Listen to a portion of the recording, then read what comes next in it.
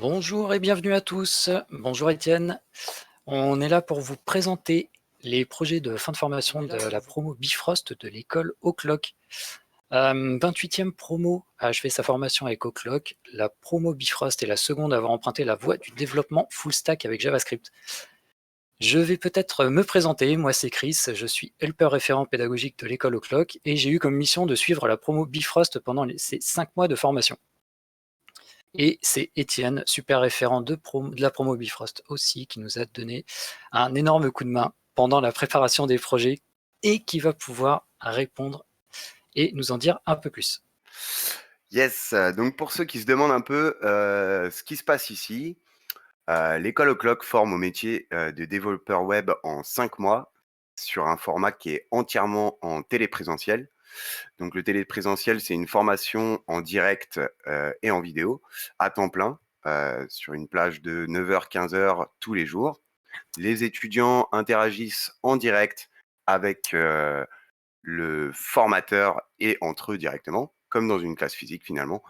L'école, elle fonctionne avec ce format depuis 3 ans et avec succès. Enfin, en tout cas, vous pourrez nous le dire. Donc la formation, elle est pour devenir développeur web, celle qu'ont suivi les Bifrost en tout cas. Elle dure 5 mois, comme je l'ai déjà dit. Et pendant ces 5 mois qui sont bien remplis, pardon, ils ont d'abord appris donc pendant 3 mois les bases du développement full stack avec HTML, CSS et surtout du JavaScript bien sûr. Ils se sont spécialisés durant 1 mois soit sur React, soit sur notre nouvelle spécialisation data et ils ont ensuite développé sur à peu près 4 semaines, on va dire 3 semaines de code pur, un projet en groupe allant de 2 à 5 personnes en conditions professionnelles, donc pendant un mois de folie que nous, on appelle l'apothéose. Aujourd'hui, ils vont vous raconter un peu comment ça s'est passé, nous présenter les projets qu'ils ont pu réaliser sur ces 4 semaines. Donc n'hésitez pas à les encourager, à partager ce direct sur les réseaux et à commenter et surtout à leur poser vos questions directement dans le chat. Donc attention, pour pouvoir commenter et poser vos questions sur le chat, il va vous falloir créer un compte. J'ai présenté le contexte, faisons un peu plus connaissance donc avec les Bifrost que Chris va pouvoir nous présenter. Tout à fait. Donc moi c'est Chris, vous l'avez compris, et en tant que référent, j'ai suivi cette promo depuis leur toute première entrée dans notre salle de classe qu'on appelle le cockpit. Ils ont décollé avec nous le 9 décembre pour 3 mois de socle. 1 mois de spé avec l'aspect React et la toute nouvelle spé data. Ils viennent d'un peu partout en France, Paris, Toulouse et j'en passe, mais durant ces 5 mois de formation, ils ont tous parlé le même langage, le JavaScript. Le JavaScript côté back, côté front. Au petit déjeuner, les Bifrost ont pu voir ce langage sous toutes ses coutures. C'est donc après 3 mois d'un socle tout beau, tout neuf, le socle FSJS, que nos 30 Bifrost ont dû faire un choix. Et quand certains sont partis affronter le monde du travail, d'autres ont préféré continuer en spécialisation et en apothéose, cette fameuse apothéose qu'on vous présente maintenant. Ceci étant dit, on pourrait se demander ce qu'il adviendra d'eux maintenant que la formation est terminée, et Étienne va pouvoir nous en dire plus. Donc effectivement, ce jour d'apothéose signe à la fin de formation des Bifrost, mais ce n'est pas fini pour autant. En fait, en vrai, ce n'est jamais fini. Après la formation, ils vont préparer donc 2 certifications différentes. La première, c'est Opquast, qui validera donc leur connaissance des bonnes pratiques de qualité et d'accessibilité web. Et le titre professionnel développeur web et web mobile, donc qui est équivalent à un bac+2, durant lequel ils seront accompagnés par notre chère Céline pour la préparation en vue de l'obtention de ce fameux titre. L'objectif principal, bien sûr, c'est de devenir web dev junior. Pour les professionnels parmi vous qui cherchent à embaucher, parce qu'il paraît que les bons devs sont une denrée rare et recherchée en ce moment, et repèrent donc des candidats qui pourraient les intéresser durant cette démonstration, contactez-nous. Donc voilà, au petit bandeau que vous voyez au-dessus, talent@oclock.io. Notre super team placement se fera un plaisir de vous transmettre leurs contacts. On va commencer incessamment sous peu. On est en direct sur Twitch, donc de maintenant 16h vers jusqu'à environ 18h. On verra 6 groupes aujourd'hui. Je vais vous rappeler rapidement donc, les règles du jeu. Chaque groupe aura 15 minutes de présentation, 8 minutes environ pour se présenter et présenter leur projet. Puis on passera sur 7 minutes de questions-réponses. Donc là, vous pourrez poser vos questions dans le chat. Donc je rappelle encore, vous avez besoin d'être inscrit sur Twitch pour pouvoir participer. Et sur ce, on va maintenant peut-être passer aux choses sérieuses et au premier groupe de cette démo. Tout Euh, à fait, tout à fait. Donc c'est parti. On va commencer avec le premier groupe. Le premier groupe, je vous présente un peu tout ça. Si vous avez besoin d'aide dans cette jungle que sont les divers sites administratifs, vous pourrez bientôt compter sur le projet de notre premier groupe, le groupe Altae. Au menu gestion de documents et conseils administratifs, sortez vos fiches de paye et d'imposition pour cette première présentation. Daphné, c'est quand tu veux. Bonjour. Donc voilà, moi je vais vous présenter donc le site Aldae, un projet donc qui va servir à simplifier un petit peu toutes les démarches administratives. Donc là, nous sommes sur la page d'accueil. Donc en premier, nous allons pouvoir cliquer sur le En savoir plus afin de découvrir un petit peu plus le site. Nous aurons toute la présentation du site avec les différentes features que nous avons implémentées. Et enfin, une petite présentation de l'équipe. Donc c'est parti, on va faire le tour du site. Alors on va revenir sur l'accueil. Hop, en premier lieu, nous trouverons les derniers articles publiés. Ces derniers articles vont parler un petit peu des problématiques que nous pouvons être confrontés à côtoyer au quotidien, quelle procédure, quel papier, quel machin. Les articles seront triés par catégorie. Ensuite, nous pourrons explorer un petit peu le menu. Hop, donc en premier, l'accueil. Ensuite, nous aurons les services dans lesquels nous aurons des catégories. Tout d'abord, nous aurons tous les services qui regrouperont un petit peu tous les sites internet de banque, d'assurance, tout ça que nous pouvons avoir au quotidien pour gérer un petit peu tous nos papiers, hein. En cliquant dessus, nous serons redirigés vers les sites concernés. Au besoin, les sites seront retriés par sous-catégorie pour afficher que ceux dont nous avons besoin. Hop.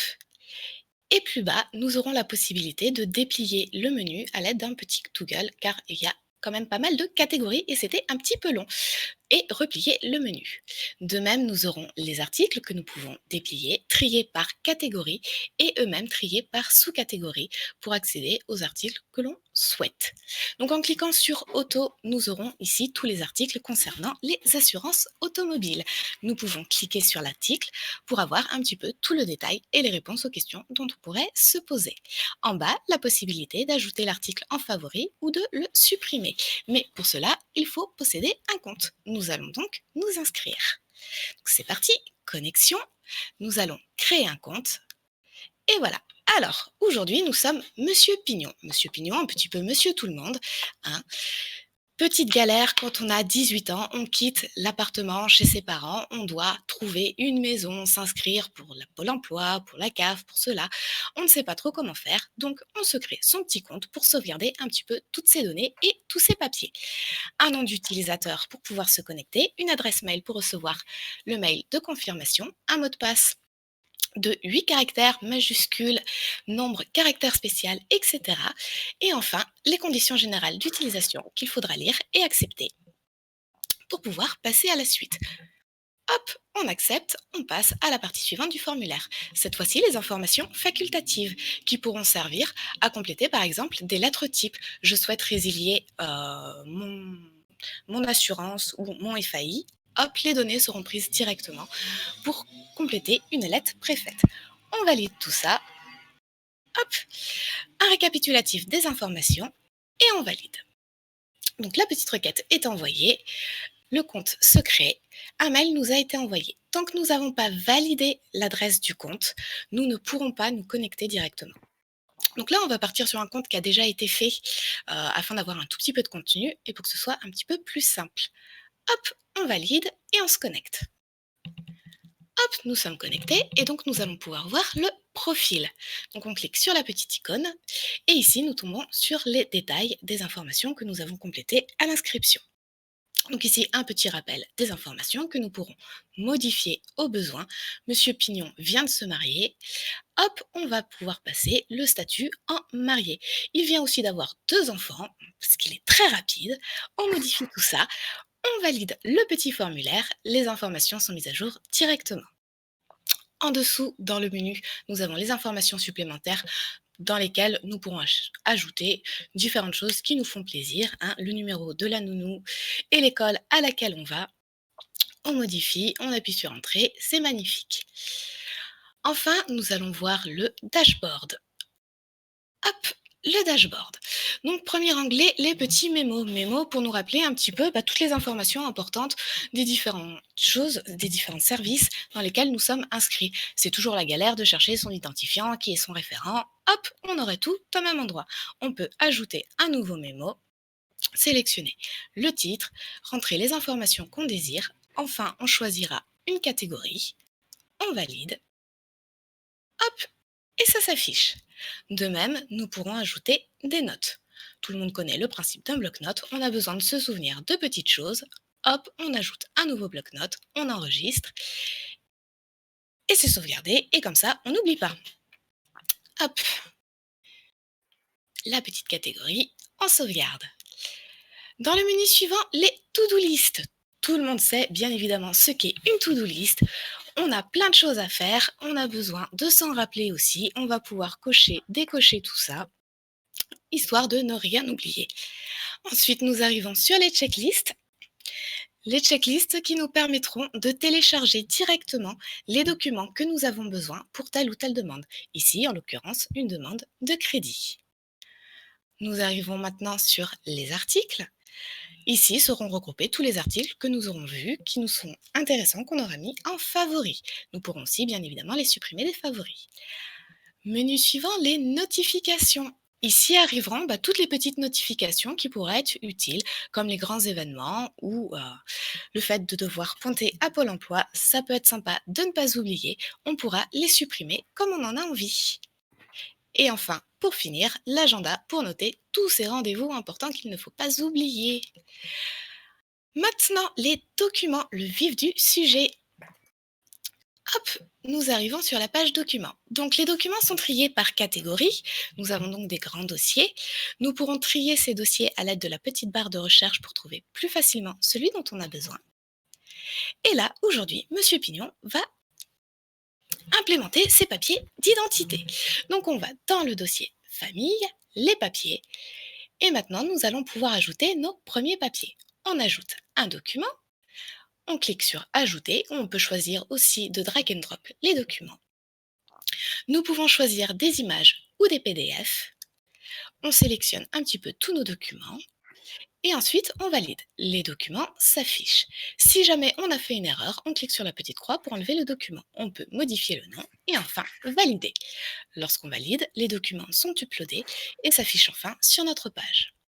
Nous pourrons donc visualiser nos documents en cliquant dessus. Petit chargement. Magnifique carte d'identité de Monsieur Pignon, qu'il pourra aussi retélécharger à l'aide de la petite icône sur le côté au besoin. Si jamais nous devons ajouter d'autres papiers sans avoir envie de retourner dans les documents, nous pourrons passer par le menu pour passer d'un dossier à un autre. Et voilà. Enfin, nous arriverons à l'équipe. Petit rappel, donc je vous présente Alexandre qui s'est occupé de toute la partie back du site. Donc la partie back, l'API et la base de données qui ont été réalisées à l'aide de Node.js, Express, SQLite et Postgres. Ensuite, nous avons Henri qui s'est occupé de toute la partie front du site et de tout le design à l'aide de React, Redux, Axios, Material UI, Sass et Framer.motion pour les animations. Et enfin, moi-même, qui me suis un petit peu occupée de faire le lien entre le back et le front, de gérer les parties dynamiques, les requêtes Axios, et aussi de déployer le site sur AWS avec la BDD sur un RDS et le site sur un EC2. Voilà. Yes, merci beaucoup. Merci, Du coup, on va merci. passer un peu aux questions. Donc, dans le chat, si vous avez des questions, n'hésitez pas. En toute première question, j'aimerais vous savoir si vous avez attaqué un peu l'aspect responsive du site et savoir du coup si la consultation sur mobile est possible. Alors oui, tout à fait, puisque le site a d'abord été étudié en mobile first, bien évidemment, parce que l'utilité, c'est de pouvoir récupérer ces papiers un petit peu n'importe où qu'on soit. Donc Henri, si tu peux nous passer le site en responsive, histoire d'avoir un petit aperçu. Hop, on va peut-être choisir un petit mobile.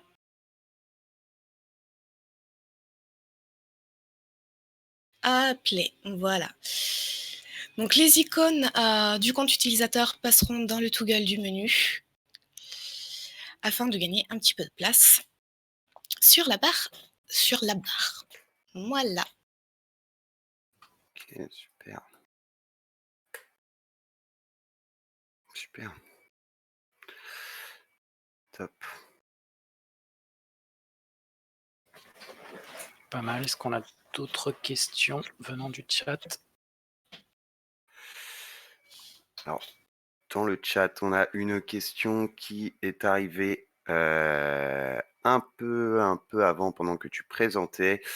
On a donc quelqu'un qui demande si vous avez pris en compte les contraintes du RGPD dans votre projet, donc dont notamment la purge des informations de l'utilisateur dans le cadre du droit à l'oubli, ou est-ce que c'est quelque chose qui vous reste à gérer?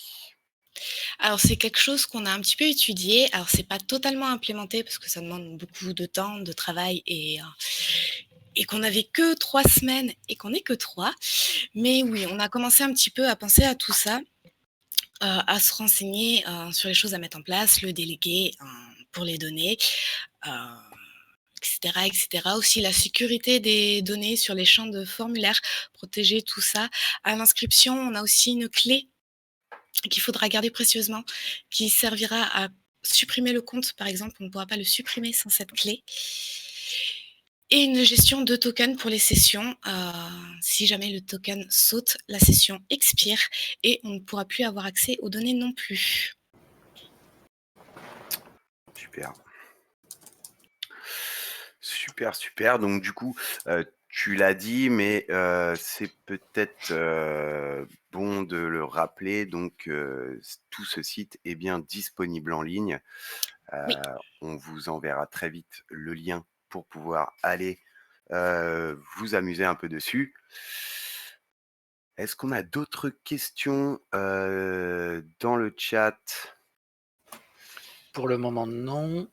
Petite question générale à tout le groupe. Est-ce que vous aviez de l'XP dans le développement avant de commencer la formation? Alors moi, pas vraiment. J'avais juste entrevu 2-3 balises HTML et CSS, mais sans plus. Ce qui est déjà pas mal. Ouais. Henri? Et les autres? Ouais, on m'entend? Oui. Ok, ouais, bah moi j'avais une petite expérience quand même en dev. J'avais fait une année de fac, une première année de licence en informatique, donc j'avais déjà quelques bagages au niveau informatique. Voilà. Ok. Et il nous manque quelqu'un, je crois. Alex. Yes. Je m'entends bien? À peu près. Ah, ça va. Très bien. Donc pour ma part, non, j'avais rien du tout fait dans ce niveau-là. J'ai fait des études de sciences et éco-gestion, donc qui n'a rien à voir avec ça. Donc c'était une première. Voilà. Et pour répondre, parce que j'ai vu dans le chat qu'il y avait une petite question par rapport à la clé. Alors si la clé, vous la perdez, bah faudra juste voir avec du coup, nous pour le support, parce que pour l'instant il n'y a pas vraiment de support d'implémenter, mais ça va être fait plus tard dans une version 2. Et du coup, on aura toujours moyen, en récupérant toutes les informations, enfin, donnant les informations, nom, prénom, pour être sûr que c'est la bonne personne, on pourra redonner la clé s'il y a un oubli. Voilà. Ok. Ok, top. Super.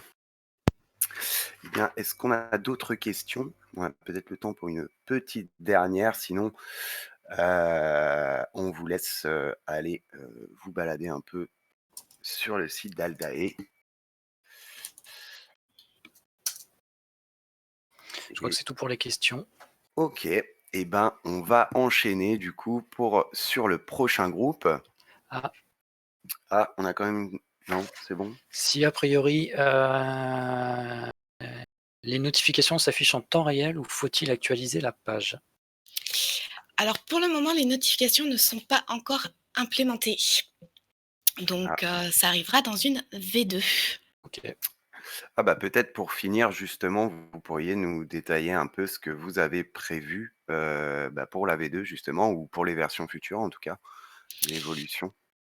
Et ben, pour la V2, il nous reste encore des petites choses là qu'on a vues actuellement en statique qui devront être dynamisées, comme les checklists Mmh. et les to do, ainsi que les notifications du coup. Et ensuite, on pense implémenter une page simulation, afin de savoir un petit peu, bah, je sais pas, je déménage, j'ai un nouveau travail, je veux savoir combien va me coûter le coût, la différence du coût de vie, tout ça. Ça pourrait être sympathique et les lettres types. Voilà. Effectivement, très bonne, donc plein d'opportunités d'évolution. Oui, beaucoup de travail encore. Ouais, on finit jamais. En tout cas, bravo à vous, Félicitations. vraiment un grand bravo. Très beau projet, très bon boulot. Voilà, on rappelle, hein, que ces projets sont faits sur 1 mois et globalement avec, 3 semaines, de code, vraiment réel. Donc, félicitations. Vraiment bravo à toute l'équipe. Merci beaucoup. Parfait. Et bien, du coup, on va passer au groupe suivant. Et puisque, tous vos documents sont désormais, bien rangés grâce à Aldai, vous pourrez organiser ce fameux déménagement que vous repoussiez sans cesse. En pro de l'organisation que vous êtes, il n'est pas question, de remplir vos cartons au hasard. Et pour ça, notre prochain groupe, Moviebox, va vous proposer une solution adaptée et novatrice. Et on attend donc Seb pour la présentation. Yes, vous m'entendez? Yes, on t'entend, Oui, Seb. OK. Ah, c'est pas le mien en l'occurrence, c'est celui de Carole. Tac. Donc c'est bon? c'est parti. OK. Yes. Bon. Eh bien, salut tout le monde. Alors voilà, mon groupe et moi, nous allons vous présenter notre application web mobile qui n'est autre que Moviebox. Du coup, dans notre super groupe, nous avons Cécile Duin en Product Owner, Nicolas Garçon en Scrum Master, Carole Barbier en Lead Front et moi-même en Lead Back. Du coup, Moviebox, qu'est-ce que c'est? Eh bien, n'avez-vous jamais rêvé de pouvoir précisément savoir dans quel carton est rangé votre canard en plastique? Ou plus sérieusement, pouvoir organiser vos cartons de A à Z de manière pratique et lisible? Eh bien, Moviebox l'a fait pour vous. Du coup, nous allons passer à la présentation visuelle. Donc, vous pouvez voir qu'on a une mascotte, elle s'appelle Boxy. Voilà. Ensuite, du coup, on va s'inscrire. Alors, pour commencer, voilà, je m'inscris. Alors, du coup, on doit mettre un pseudo. Donc là, pour l'exemple, on va partir sur l'exemple de la belle-mère, le fameux.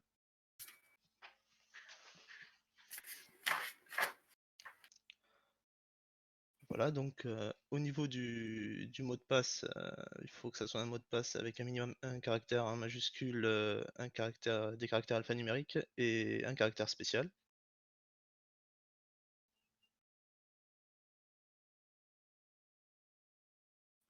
Voilà. Et en cliquant sur ce bouton, ça nous envoie un lien dans notre boîte mail pour confirmer l'inscription. Voilà, on peut voir qu'on a reçu un mail. On clique sur le lien pour activer le compte.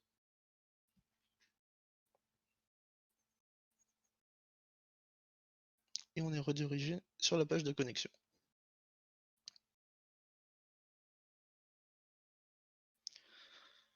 Du coup, on se connecte et on arrive à la page des déménagements avec un joli modèle qui nous dit qu'on est connecté.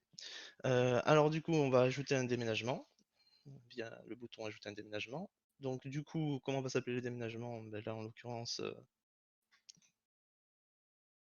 voilà.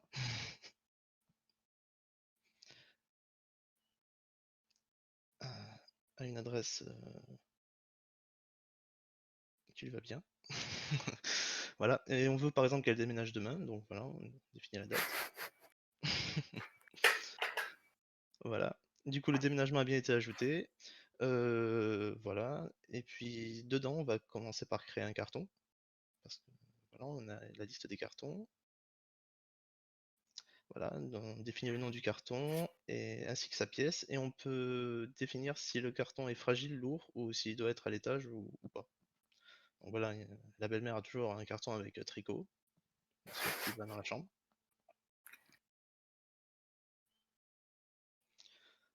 Voilà. Voilà. On peut voir que le carton a bien été créé et qu'il a une pastille qu'on devra associer à son carton pour savoir précisément à quoi il correspond. Donc voilà, pour l'exemple, on va créer d'autres cartons. Voilà. D'autres choses typiques de la belle-mère, la boîte noire, oui. Il faut savoir que toutes les belles-mères ont une boîte noire qui se situe dans les toilettes. Voilà.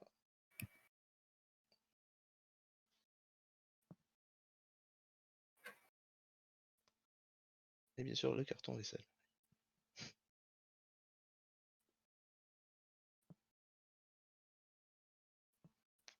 Voilà. Alors pour l'exemple, nous allons voir maintenant dans le carton qu'est-ce qu'on peut y faire.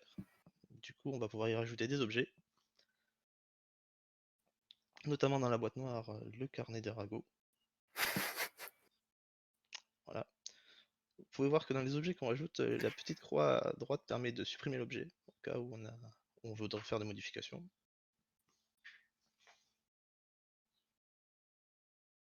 Voilà. On est toujours notifié d'une modale qui nous confirme que l'action a bien été faite. Et on peut revenir à la page précédente via le bouton retour. Voilà, après par exemple si on veut faire une recherche d'un carton spécifique, nous avons là une barre de recherche dédiée à cet effet. Il suffit de taper le mot-clé qui correspond au carton et voilà, de suite ça marche. Ensuite, bien sûr, on peut supprimer les cartons ou les déménagements via la petite poubelle qui est située à côté, avec une notification de confirmation si on veut vraiment supprimer son carton. Et puis, en cas de mauvaise route, de page non indiquée sur le site, nous avons une magnifique 404.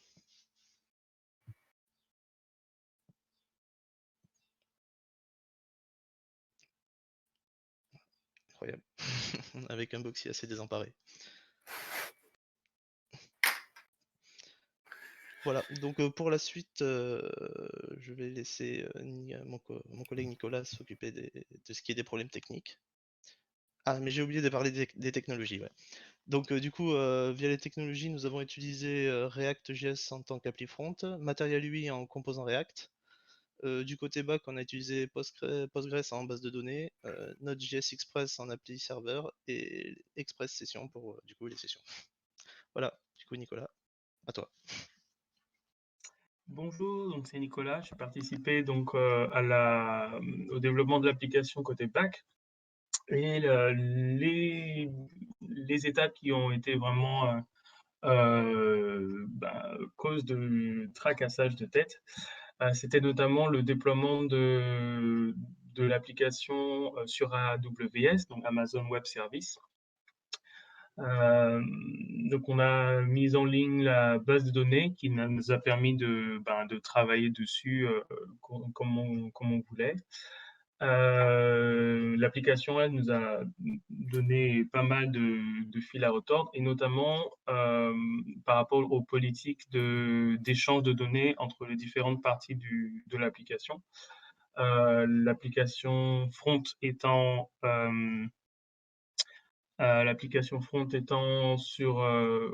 fonctionne de manière, en parallèle du serveur. Et du coup, voilà, ça pose des soucis au niveau CORS, de maintien de session, d'utilisateurs, etc. Donc, c'était assez casse-tête. Et voilà, on a voulu aussi s'attaquer à la mise en forme des mails. Et ça a été un très, très gros challenge.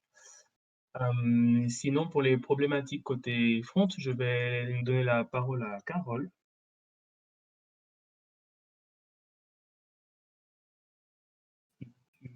Tu es là? Bonjour, bonjour à tous, et Ah oui. Carole, j'étais lead front, je suis désolée, je me suis battue avec mon micro. J'ai perdu ma page. Oups. Excusez-moi. Alors oui, alors les problèmes qu'on a rencontrés au niveau du front, alors comme Nicolas l'a dit, la connexion serveur et les sessions ont été assez impactantes, très très problématiques, car nous devions coder à l'aveugle sans le retour. Ça nous a fait perdre pas mal de temps. Au niveau de Material UI aussi, la librairie d'interface graphique, il a fallu une bonne prise en main. des difficultés aussi à le mettre en place et beaucoup de temps à comprendre toutes les subtilités. Mais bon, finalement, on l'a un peu apprivoisé.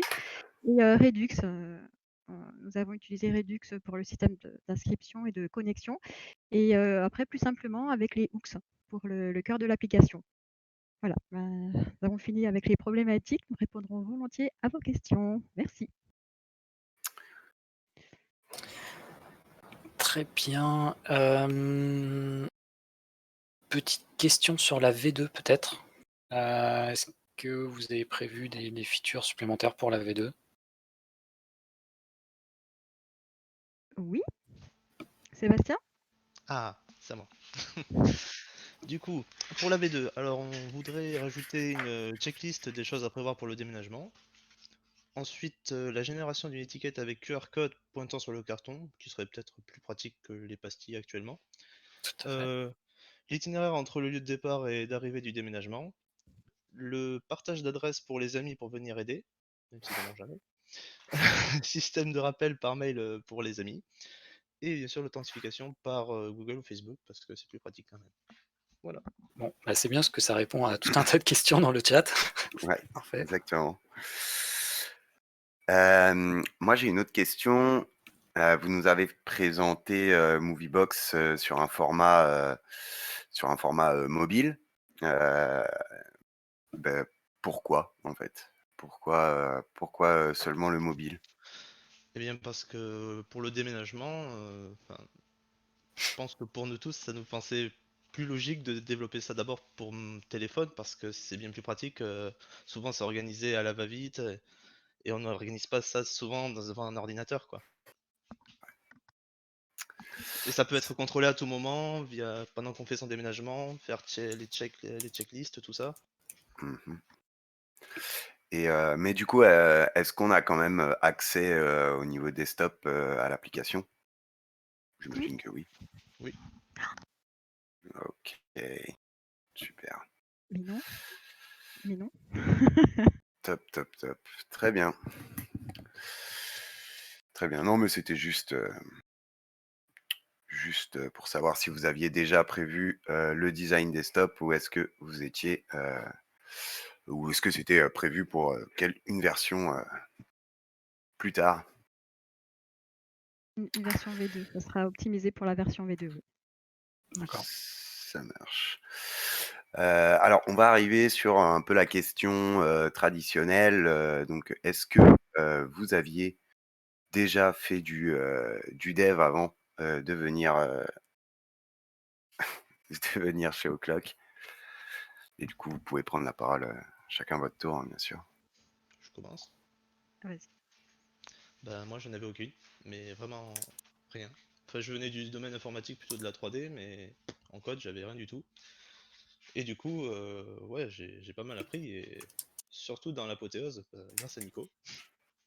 Donc voilà, ça a été très instructif pour moi. Bonjour, donc c'est Nicolas. Pour ma part, je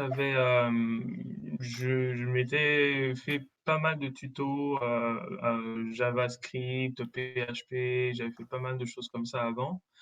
Et donc je suis arrivé donc à Clock avec un petit bagage. Et là, j'ai emmagasiné un bon nombre de connaissances, beaucoup de choses au travers de la formation. Voilà, une très bonne formation. Bonjour. Alors moi, personnellement, j'avais juste fait un peu de HTML et CSS et les bases de JS, mais vraiment rien de plus. Et avant, je travaillais pas du tout dans le domaine de l'informatique, donc je suis vraiment arrivé avec un tout petit bagage, rien à voir avec ce qu'on a pu apprendre durant la formation.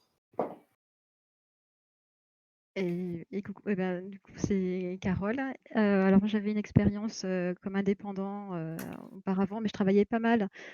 Je travaillais pas mal avec WordPress, donc et j'ai fait un peu de PHP, mais il y a 20 ans, donc ça remonte. Voilà, donc énormément appris ces derniers mois, quoi. Vraiment énormément. Je me suis rendu compte que je savais pas grand-chose finalement. Vraiment. Super. Très bien. Merci bien pour ça. Peut-être que vous pourriez Question donner... sur la data. Ah, Peut-être une question sur la data. sur la data, non, moi j'allais demander s'ils n'avaient pas des conseils à filer aux prochains ou à ceux qui, aux aspirants aux cloquiens, ceux qui hésitent encore ou qui sont déjà dans les tuyaux, sur voilà, des petits conseils pour suivre la formation ou autre, voilà, des choses que vous aimeriez transmettre aux nouveaux venus. Moi, j'ai regardé Courage. Hein. Lâchez rien, ouais, surtout ça, lâchez rien, parce qu'au bout, on y arrive quand même. C'est hyper dur, mais on y arrive. Ouais, c'est ça. C'est dur, mais on y arrive. La preuve. Oui. C'est ça. Surtout quand on travaille à plusieurs, je trouve qu'on avance plus vite et plus loin. C'est sûr. C'est sûr. Eh bien, si on n'a pas d'autres questions spéciales dans le chat, là, on va peut-être vous remercier déjà pour tout ce travail et pour ce super projet. Merci à vous. Merci. Merci beaucoup, ouais. Merci à vous. Ouais, c'est vous qui avez tout fait. Bon, en tout cas, merci beaucoup. Très bon travail. Du coup, C'est le moment de parler, de faire un petit rappel sur le recrutement. Exactement. Si vous voulez, si un profil vous intéresse ou si vous voulez contacter pour avoir plus de détails sur un profil, vous pouvez nous contacter à talent@oclock.io et on répondra à toutes vos questions. On enchaîne. Donc, nous avons vu, vous venez de déménager et vous ne connaissez forcément pas encore tous les devs du quartier. Et votre projet de gestion d'usine à Courbet-les-Bananes n'est pas terminé et vous auriez besoin d'aide pour avancer plus vite. C'est ici que l'app Peer-to-Peer peut vous venir en aide. N'est-ce pas, Charles? Charles, es-tu là? Eh oui, je suis là. Salut Charles, c'est à toi. D'accord, ça marche. Alors, il faudra juste être sur la page de à propos.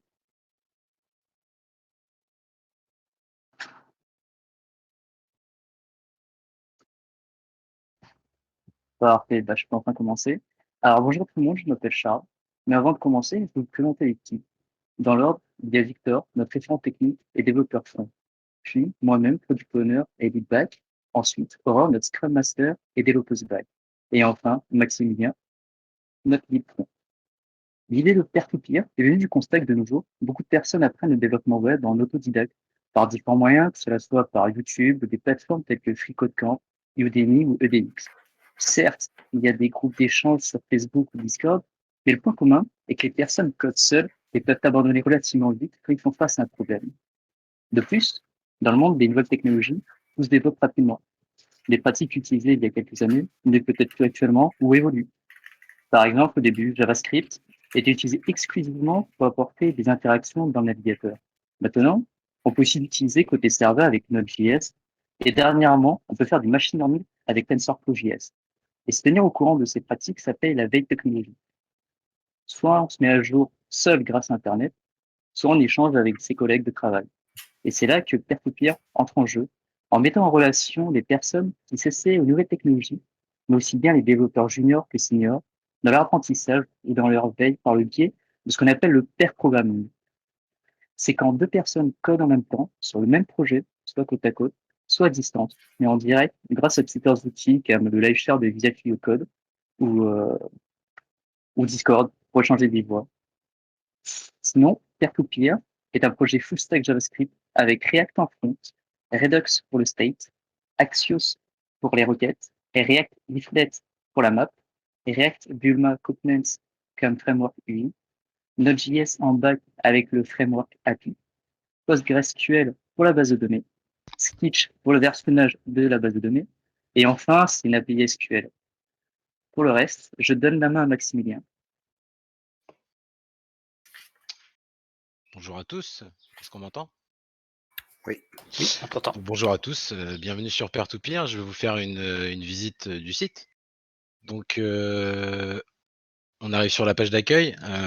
quand on est hors connexion, on a accès à 3 catégories. Donc, on a accès à une carte interactive avec les marqueurs des membres qui sont inscrits ou se situent à travers la France. On a mis en place un système de cluster pour afficher les membres qui se situent au même endroit géographique.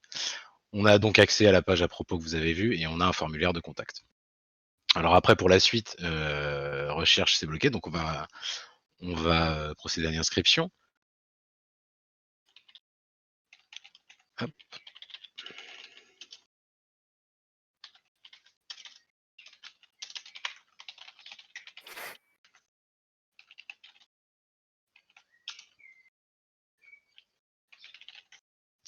Voilà. Alors après, on a donc au moment de l'inscription, on a cette petite question donc qui est tout le concept de peer-to-peer en fait, de savoir comment est-ce que vous désirez travailler. Est-ce que vous désirez travailler en full remote à distance ou est-ce que vous privilégiez la rencontre dans un café ou même à domicile pour pouvoir travailler?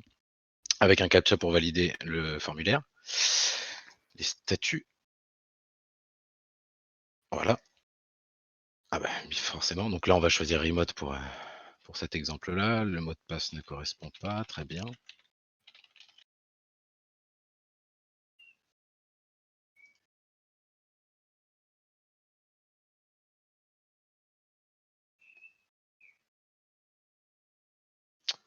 Ça charge et voilà, l'inscription est prise en compte. Donc maintenant, je peux me connecter avec mon compte nouvellement créé. Je me connecte. Et on va pouvoir commencer par l'édition du profil.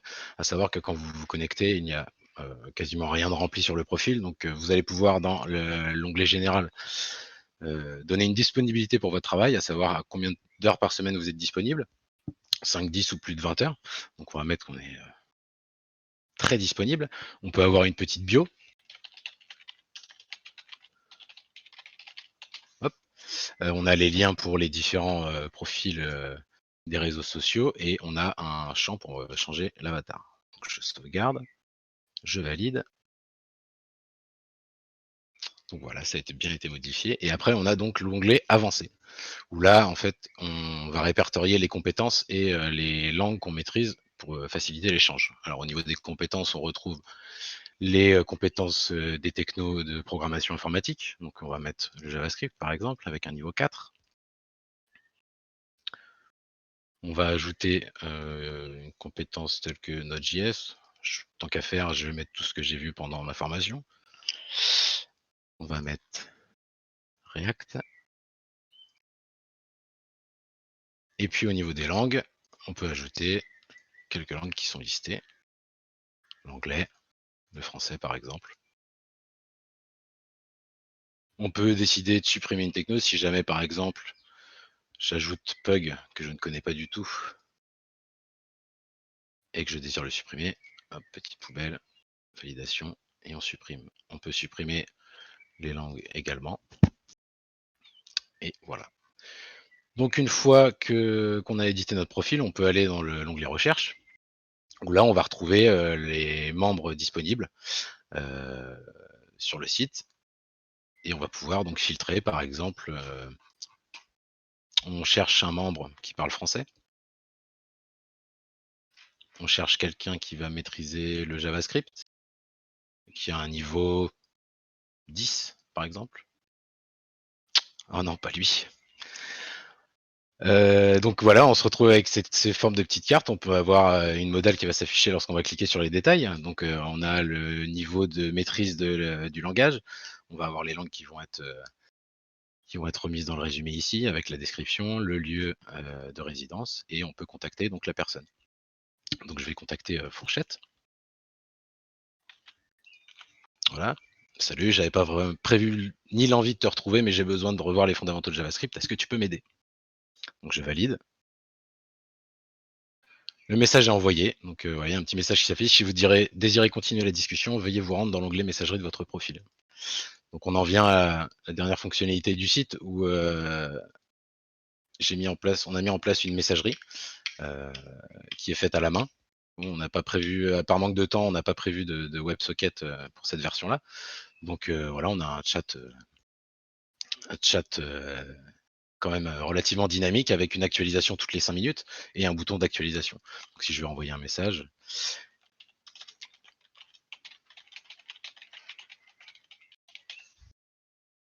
j'envoie. Voilà, le chat a été mis à jour. Si entre-temps quelqu'un renvoie un message, j'ai juste à appuyer sur ce bouton si je ne désire pas attendre les 5 minutes de recherche. Et donc voilà, une fois ceci fait, je peux vous montrer le formulaire de contact également si jamais j'ai une requête sur quelque chose qui va donc envoyer un mail.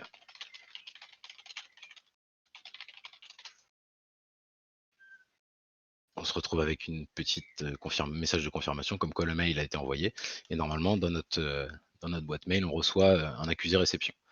À savoir aussi que lors de l'inscription, on a mis en place une confirmation avec notre mailer qu'on a désactivé pour un gain de temps au niveau de la présentation aujourd'hui sur Twitch, mais qui est fonctionnel. Et j'ai oublié aussi, on peut revenir sur la carte. J'ai montré la carte tout à l'heure hors connexion. Une fois qu'on est connecté, donc on a toujours accès à la même carte, mais on peut cette fois-ci cliquer sur les marqueurs qui vont afficher les noms, la ville des membres. J'ai oublié d'ailleurs une petite majuscule, un petit problème d'UI à la révision. Et avec donc le statut, est-ce qu'il privilégie le remote ou est-ce qu'il privilégie un format de rencontre. Voilà, et une fois fait, on peut quitter le site et se déconnecter.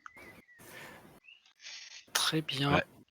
Et alors, au niveau des difficultés, maintenant. En front, donc j'ai utilisé Redux, donc on l'a pas mal vu pendant l'aspect, donc j'ai pas eu forcément de gros problèmes là-dessus. Là où j'ai eu pas mal de soucis, donc c'est au niveau des formulaires, surtout de la page d'édition de profil, où c'était où j'ai passé, je crois, une semaine et demie sur tous ces formulaires là avec les différentes modales, etc. Parce que j'ai des formulaires qui sont liés entre eux, donc j'ai un petit peu galéré avec ça.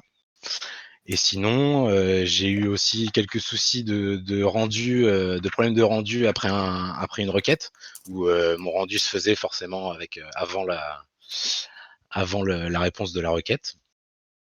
Et le dernier point, c'était au niveau de l'UI. On a utilisé, donc on a vu pendant le socle, on a vu Bulma en framework CSS. Donc j'ai cherché en fait s'il y avait une librairie de composants React qui était basée sur Bulma. Donc oui, il y en a une, mais qui est absolument pas officielle et avec zéro documentation, juste un storybook sur GitHub. Et les composants qui étaient même pas à jour d'ailleurs sur le storybook. Donc j'y suis allé un peu à tâtons en fait pendant tout le long de la mise en place de cette UI que j'ai refaite à la 2e semaine. Donc voilà, les principales difficultés au niveau du front. Maintenant, je laisse la main à Charles qui va vous expliquer les difficultés du back. Alors du coup, au niveau difficulté de notre côté, c'était surtout la communication avec le front pour pouvoir formater une réponse adéquate pour chaque page, chaque fonction. Et mais vraiment, si je devais mettre une problématique au-dessus des autres, c'était le déploiement sur AWS, surtout tout ce qui était gestion de mail avec notre mailer. C'était une horreur. Mais on a réussi. Parfait. Une question, existe-t-il une version responsive? Est-ce que votre site est responsive?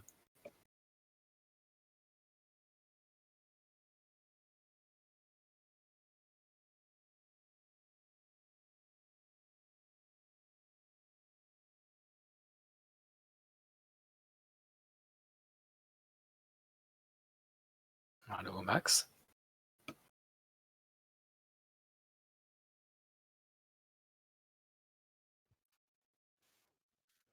Ah pardon, excusez-moi, j'étais en train de parler avec mon micro coupé. Tout à fait. Et je ne comprends pas pourquoi sur Chromium ça me fait ça, alors que ça fonctionnait très bien. Tu dois rafraîchir la page sinon.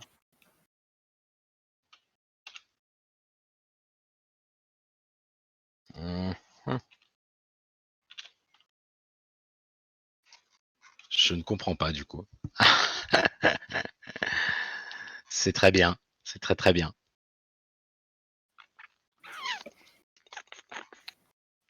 Donc peut-être que ça va marcher correctement. Voilà. Donc non, ça je comprends pas pourquoi.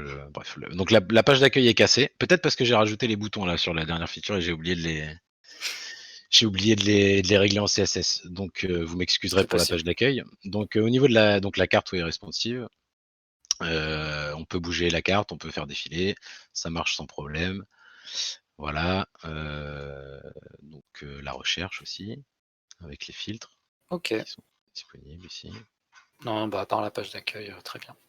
On a une Messagerie. question du chat. Est-ce que vous faites appel à votre base de données à chaque modification de filtre? Et si oui, n'avez-vous pas peur des performances de votre site? C'est vrai qu'on le fait, c'est ce que j'ai fait, dans un premier temps. Pour l'instant, on s'est pas tellement posé la question sur, les perfs, Mmh. pour être tout à fait franc, mais oui, effectivement, je pense qu'à terme, si jamais la base de données est énorme, ça risque de poser des problèmes. OK. Y a-t-il d'autres questions? Je crois pas me tromper en disant que parmi vous, il y en a qui ont fait la spé-data et s'ils avaient peut-être un petit mot à nous dire, sur cette spé qui, je le rappelle, est nouvellement arrivée dans le programme, de JavaScript. Donc si vous pouviez nous faire un petit retour sur, ce que ça vous a apporté pour le projet ou autre d'ailleurs, comme vous le sentez. Alors, j'ai commencé. C#. Mmh. Alors, l'aspect data, ce que j'en pense, elle est top. Elle est, ah bah oui. Mais ça m'a apporté de fondations solides en SQL. Genre, on apprend beaucoup de choses, par exemple, tout ce qui est vue, fonction SQL, les index, les schémas, les domaines, toutes sortes de contraintes pour faciliter tout ce qui est maintenance, mais aussi décupler les performances de l'application. Après, si Aurore a quelque chose à dire. Eh bien, si vous vous demandez ce qu'est une fonction agrégat, une fonction trigger, des ACL, bah, vous avez qu'à faire la formation, data et vous saurez. OK, merci. Et du coup, on va, conclure sur, la question traditionnelle. Est-ce que vous aviez une expérience, dans le développement, avant de venir chez O'Clock? Qui commence? Bah, je commence du coup. Ouais, vas-y. Alors moi, j'avais aucune expérience dans le développement web. Avant, bah, je viens d'un cursus STAPS. Du coup, à part de la physiologie, etc., ça n'a rien à rapport. Ouais. OK. Sacré changement du coup. Après moi, donc Maximilien, j'ai fait du HTML, CSS quand j'étais ado. Bon, rien à voir avec, HTML5 aujourd'hui. Je connais à l'époque, c'était avec des tables, et cetera. Et sinon, avant de démarrer la formation, j'ai fait, quelques tutos sur GraphiCart en JavaScript. Sur les bases de JavaScript, je suis allé jusqu'aux boucles en fait. Et après la formation a démarré.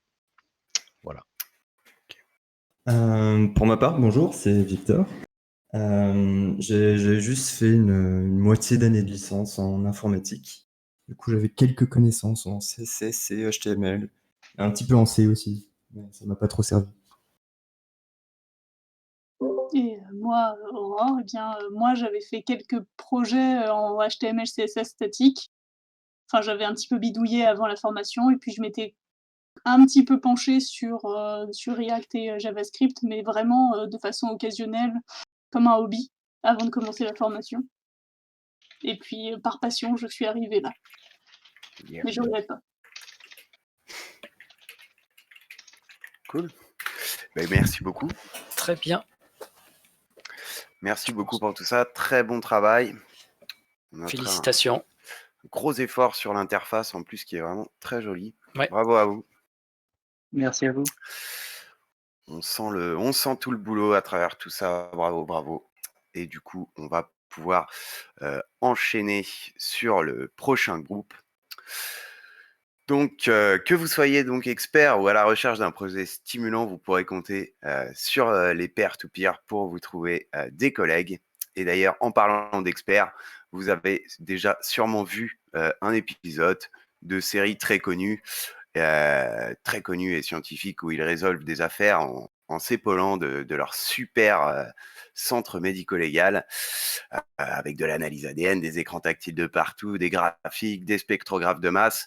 Eh bien, dans la vraie vie, ça n'a rien à voir, puisque les experts de santé dans les instituts médico-légaux ne bénéficient pas tout à fait des mêmes moyens. Mais heureusement pour eux, notre prochain groupe va pouvoir les aider. C'est donc l'application Obol que nous vous présentons aujourd'hui, et c'est avec Laura. Bonjour à tous, est-ce que vous m'entendez correctement? Très bien. Ok, alors, donc bienvenue sur Obol. Donc, c'est une application donc, de gestion de chambres mortuaires au sein d'un institut hospitalier. Alors, elle a été réalisée par Sylvie, développeuse front-end et Scrum Master. Donc, en ce qui concerne Sylvie, elle avait déjà un peu pratiqué du HTML, CSS, du PHP et du JavaScript avant la formation. Ensuite, on a Vincent, qui est lead dev front chez nous. Et en termes d'expérience, il avait aussi pratiqué du HTML, CSS, du jQuery et du PHP en suivant en mode autodidacte. Ensuite, on a Ruben, notre lead dev back et Git master. Pareil pour Ruben, il avait déjà pratiqué notamment du PHP et du JavaScript. Et pour finir, donc Laura, moi-même, développeuse back-end et product owner. En revanche, moi, ce qui me concerne, j'avais déjà pratiqué un petit peu du SQL, mais c'est tout. Je n'avais jamais même vu du code avant la formation. Voilà. Donc, au niveau de la stack technique, côté back, on a utilisé Node.js et Express. Et en ce qui concerne la base de données, PostgreSQL et Sketch. Et côté front, on a utilisé React.js, Axios, Redux et AnDesign. Voilà, donc pour vous poser un petit peu le contexte. Alors, le projet est né suite à la demande d'une personne encore récemment employée d'un service de médecine légale d'un centre hospitalier universitaire et régional. Donc, pour reprendre une petite analogie, c'est un peu comme dans NCIS. On est avec Doki, sauf que là, on est dans la vraie vie. Donc, c'est dans l'enceinte d'un hôpital et qui gère leur propre chambre. Et le service est amené également à suivre l'activité d'autres chambres externes à leur service, donc comme par exemple dans notre cas, la chambre hospitalière. Donc, bien évidemment, l'aspect métier a joué un rôle vraiment essentiel au sein de notre projet. Donc, notamment par le fait que le service est amené à être en contact régulier avec des intervenants externes. Pour vous donner un exemple, on a les thanatopracteurs qui vont jouer un rôle dans l'application et qui sont des professionnels de la santé et qui effectuent des soins de conservation sur des défunts dans les locaux de l'Institut. Voilà. Donc, après moult discussions autour du métier, il est ressorti que ce dernier rencontrait vraiment un manque important en fait, d'informatisation au sein de leur gestion. Il y a beaucoup de points qui sont gérés uniquement avec des papiers, des stylos, que ce soit pour des documents officiels ou même pour le suivi de l'occupation des chambres. Et autre problématique qu'ils avaient, c'est ils n'ont aucune information concrète si jamais, par exemple, ils veulent démontrer un manque de personnel. Donc, c'est pour ça que ce projet nous a semblé hyper intéressant et du coup très pertinent. Donc, dans un premier temps, l'application va être vouée à être au chef avec un utilisateur root qui sera prêt à enregistrer. Donc, on va se loguer avec celui-ci. Voilà. Donc, voilà l'interface administrateur. Donc, il pourra d'ores et déjà aller sur son compte s'il veut changer ses infos perso, donc ce qui lui sera fortement conseillé, notamment son mot de passe. Voilà, on va le laisser comme ça pour l'instant. Ensuite, il pourra enregistrer ses employés. Donc, le principe, donc on pourra distinguer déjà deux rôles dans l'application administrateur-employé. Donc, ça a été discuté avec la cliente. Parce que le chef de service est quelqu'un de fortement occupé et qui n'est pas toujours présent. Accessoirement, ça lui arrive d'être en vacances. Et du coup, il faut absolument qu'il y ait au moins un administrateur en plus de lui. Donc, on va lui créer un nouvel employé. Le principe sera que l'administrateur leur attribuera des mots de passe temporaires. Donc, voilà, on va se connecter avec donc, on voit bien son nouvel employé dans la liste. On va se connecter avec cet employé pour vous montrer un petit peu le principe du mot de passe temporaire. c'est-à-dire qu'à sa première connexion, l'employé sera tout de suite invité, voilà, à changer son mot de passe. Donc, on a bien la correspondance entre les deux. Voilà. Et son mot de passe est changé, pourra retrouver son compte, ses infos perso pour vérifier. Il n'aura plus que 3 fonctionnalités.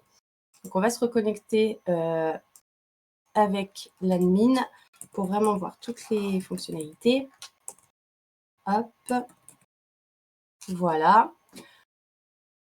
Donc, après ses employés, il pourra également configurer ses chambres. Voilà, on a voulu garder un aspect assez général quand même sur l'application pour que ce soit adaptable à plusieurs instituts.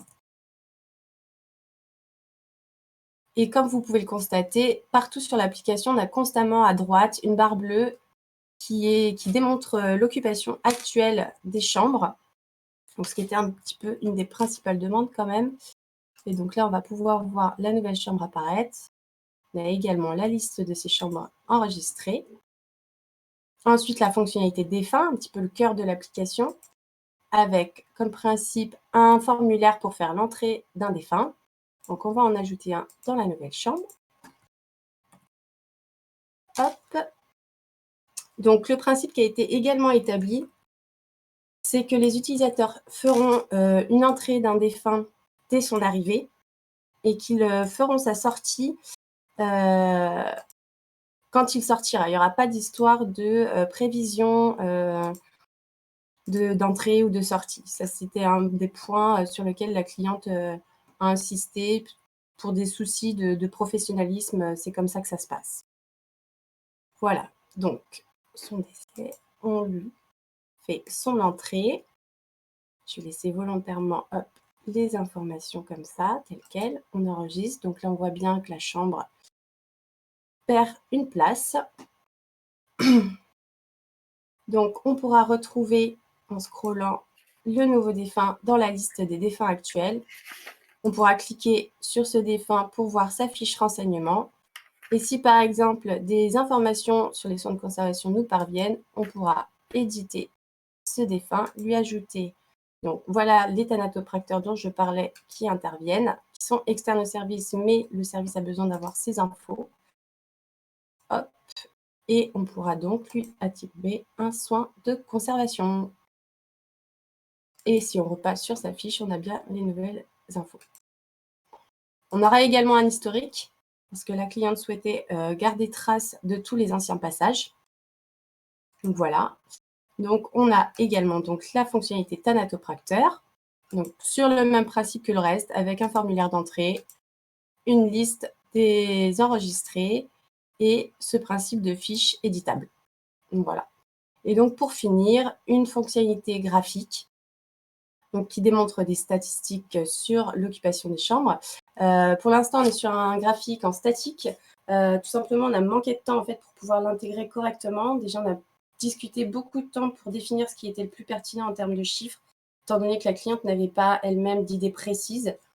Donc, on propose ça dans un premier temps, mais voilà, on attend vraiment un retour des utilisateurs en situation réelle pour qu'ils nous disent ce qui sera le plus intéressant pour eux.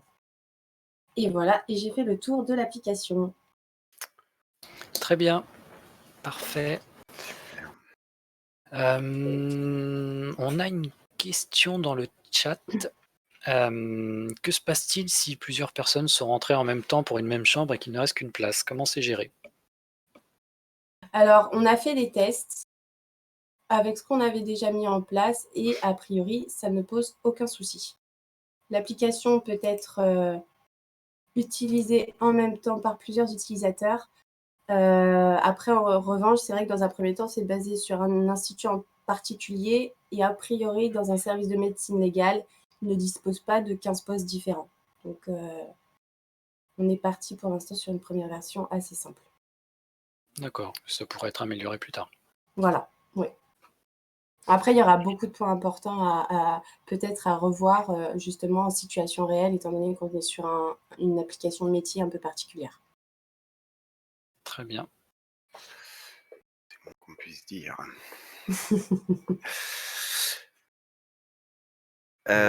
Du coup, est-ce qu'on a des questions dans le chat? Plein de compliments. ouais, beaucoup de Merci compliments. beaucoup. Très propre et très fonctionnel. Une belle application métier, peut-on dire dans le chat. Alors moi j'ai une petite question et c'est concernant le responsive. En fait, je me demande est-ce que vous avez implémenté donc une vue mobile et est-ce que dans l'ensemble c'est quelque chose qui a de l'intérêt dans ce genre de cadre? Alors pour l'instant, on n'a qu'une version desktop. On a parlé d'une version mobile pour une version future parce qu'on en a parlé avec la cliente et dans l'immédiat, elle n'en voit pas l'intérêt en fait. Voilà, c'est une utilisation qui est destinée vraiment au sein du service, donc avec leur poste de travail. Maintenant, on s'est dit que ça pouvait être intéressant éventuellement pour le chef de service qui est amené à être beaucoup en déplacement, à pouvoir voir au moins la fonctionnalité graphique et enfin pour suivre l'occupation des chambres surtout depuis son téléphone. Ok, ouais, donc du coup ce D'accord. sera à destination que d'une seule personne. Dans l'immédiat, oui, parce qu'on en a parlé plusieurs fois avec la cliente et elle me dit, à part pour le chef de service, il n'y a aucun intérêt. Ça marche. C'est pas une question technique, mais Obol, qu'est-ce que ça veut dire? Alors, l'histoire du choix du nom de notre application, en fait, donc c'est Vincent qui a trouvé une petite histoire autour de ça.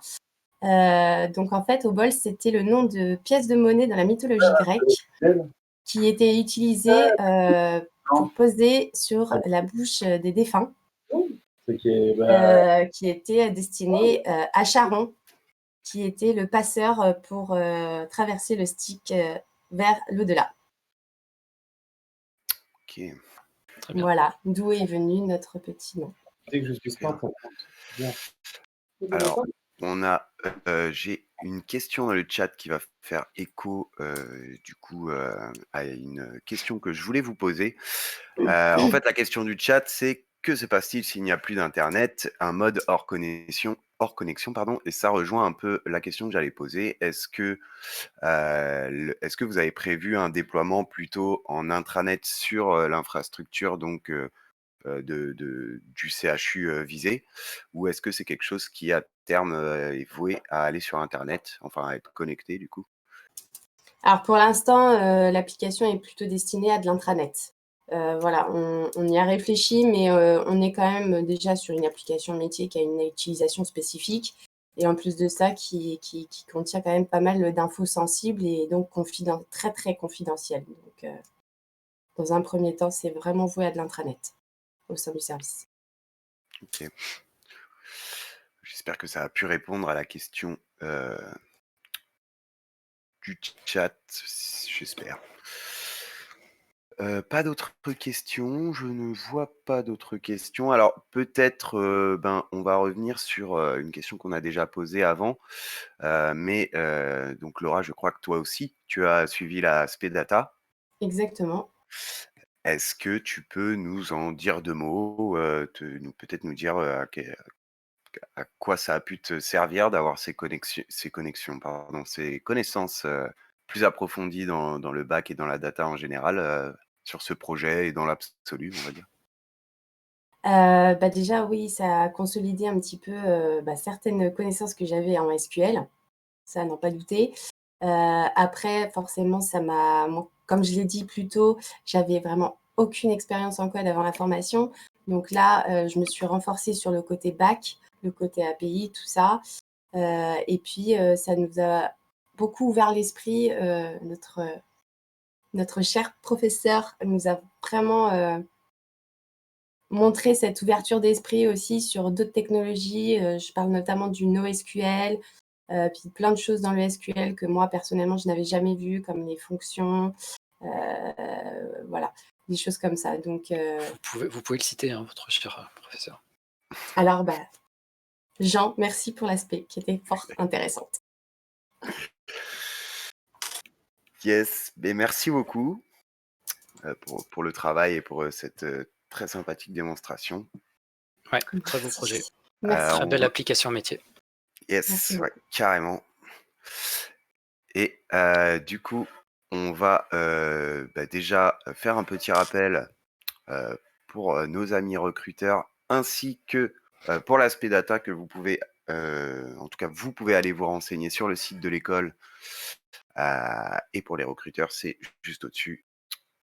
La team placement se fera un plaisir d'étudier vos mails et voilà.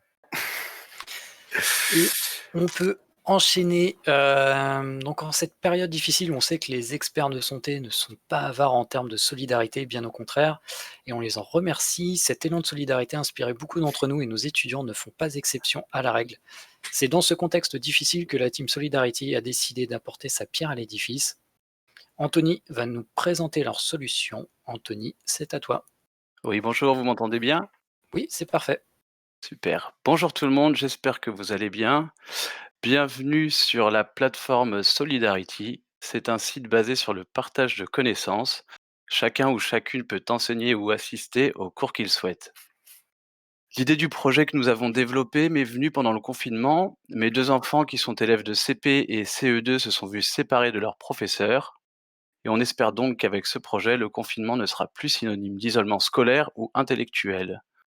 Pour cela, nous avons mis en place des salles de cours interactives avec la possibilité pour l'enseignant de partager son écran, sa webcam et son micro. Les élèves ont accès à un chat pour interagir avec le professeur et poser des questions tout en profitant du confort de leur domicile. Pour l'équipe, nous étions 2. Il y avait Kevin qui était lead dev back, Gitmaster et moi-même, Anthony, Product Owner, Scrum Master et Lead Dev Front. Pour la liste des technologies principales, on a utilisé en front React, Redux pour la gestion du state, Axios pour les requêtes. Pour le CSS, on avait utilisé la librairie Semantic UI, pensant qu'on allait manquer de temps. Et finalement, on a décidé de tout reprendre à la main. Et la dernière technologie principale côté front, c'est Jitsi pour la salle de cours, le partage d'écran, la caméra et le micro, mais on y reviendra un petit peu plus tard. Côté back, on a utilisé Express pour la création du serveur, Postgre pour la base de données, Skitch pour les migrations et Socket.io pour l'implémentation du chat dans chaque salle de classe. Donc voici la page d'accueil auquel a accès l'utilisateur non connecté, où on décrit le site et son fonctionnement. Quand on essaye d'aller donc sur la liste des cours, on est redirigé vers la page login. Donc on va s'inscrire. Je vais mettre un pseudo, petit poney. Hop. Petit prénom poney. Le mail, on va mettre petit poney@gmail.com.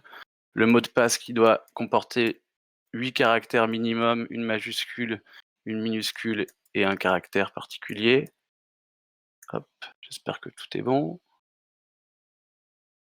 Voilà, donc on arrive sur la page de mail. On va repartir avec petit poney et le mot de passe.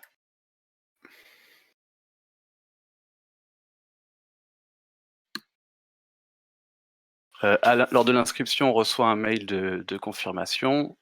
Voilà, donc on va aller sur la liste de cours, là où sont centralisés tous les cours. On peut consulter donc la liste de tous les cours qui sont ici.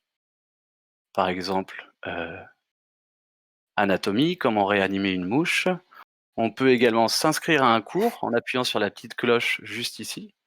Et on sera notifié par mail 2 heures avant le début du cours.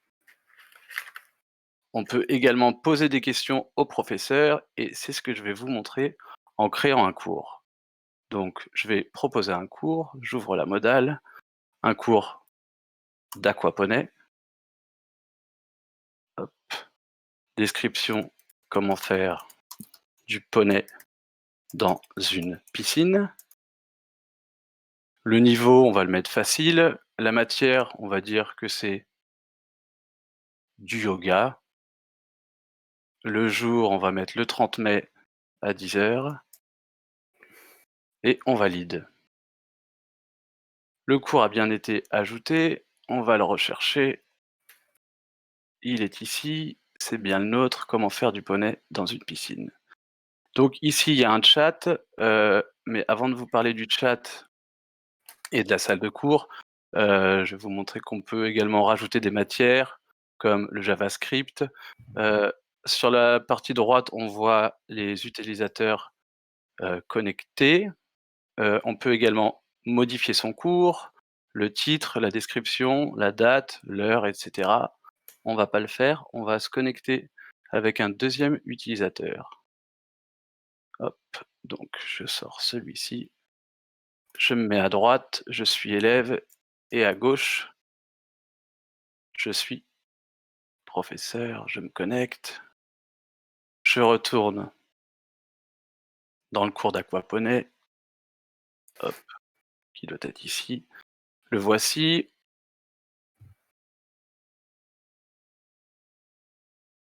J'ai une petite latence, donc j'attends. Voilà, on voit que je me suis connecté. Le professeur peut me poser des questions, il peut me parler, je peux lui répondre. On a mis en place un système de spoiler pour cacher la réponse. Hop, que le professeur peut regarder et les autres élèves aussi. Et on va surtout lancer le live. Donc le professeur de gauche va partager son écran. Hop. On va partager le cours sur l'aquaponie. Et l'élève à droite va suivre le live sur l'aquaponie. Donc le voici. Voilà. Ici, donc je peux faire défiler mon cours d'aquaponie et n'importe quel support de cours peut être mis, des PDF, ce que vous voulez. On va fermer le live de chaque côté. On va fermer cet utilisateur. On va remettre en grand pour voir les autres fonctionnalités. Hop. Donc, on a également mis en place un système de demande de cours. Donc, si je suis parent d'élève et que mon fils a du mal en mathématiques, par exemple, on peut faire une demande de cours ou alors voir les demandes de cours. Donc, on va faire une demande de cours de maths sur le théorème de Pythagore, par exemple. Niveau, on va dire que c'est difficile. Et on va mettre la matière mathématiques. Le cours a bien été ajouté. Le voici. Quand c'est mon cours, ben, on a un petit entouré blanc pour le préciser. On peut supprimer son cours si c'est nous qui l'avons proposé. On peut également le modifier. Et il y a un système de like pour faire remonter les demandes de cours. Donc moi, je peux liker, donc pas mon propre cours, mais je peux liker par exemple celui-ci. Et le cours remonte tout en haut.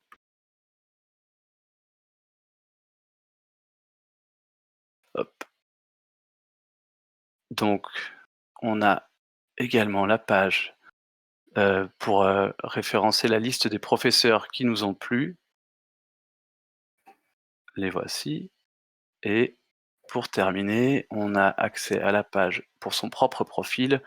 On peut donc modifier son profil, on peut modifier le pseudo, le prénom, le nom de famille. On peut également changer son mot de passe. On peut également changer son adresse mail juste ici. Et on va terminer la visite du site en se déconnectant.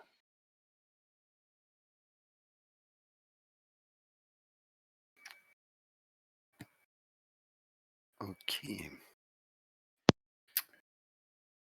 T'as tout dit? Ouais, j'ai tout dit. Ok, super. Super, super. C'est vrai qu'il y a comme un air de famille avec un outil qu'on utilise. Je sais pas de quoi vous parlez. Bon, alors déjà, je tiens en fait, j'ai une petite question à vous poser, mais qui nécessite un petit rappel. Donc là, les projets sont faits sur 3-4 semaines. La particularité de votre groupe, c'est que pour faire ça, vous étiez que 2. Donc j'aimerais un peu, peut-être que vous nous rappeliez, ou en tout cas que vous puissiez nous faire un petit feedback sur